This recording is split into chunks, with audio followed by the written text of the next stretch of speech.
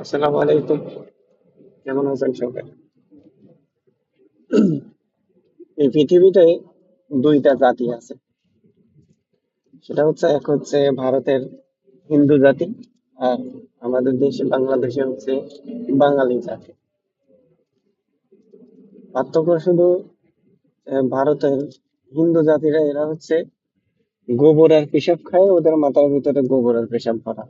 এরা শুধু ওই হিন্দু মুসলিম করে, আর এদের মাথায় আর কোনো কিছু না। আর বাঙালি জাতি হচ্ছে এই 54 বছর আগে কি যুদ্ধ হয়েছে আমাদের একটা স্বাধীন দেশ, এই স্বাধীনতা বেচতে পুরো বাংলাদেশটাই ধ্বংস করে ফেললো। ভারত আলাদা গোবর খায়, মাথার ভিতর গোবর, কিন্তু এরা তো গোবর খায় না, এদের মাথার ভিতর কি করে গোবর আসে?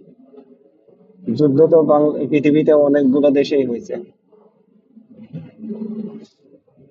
তারা কি এই যুদ্ধ নিয়ে এত বছর পরে আছে? মালয়েশিয়া আমাদের পরের দেশ। কোথায় এখন মালয়েশিয়া আর কোথায় বাংলাদেশ? সিঙ্গাপুর একটা দেশ, একটুখানি একটা দেশ। কোথায় সিঙ্গাপুর?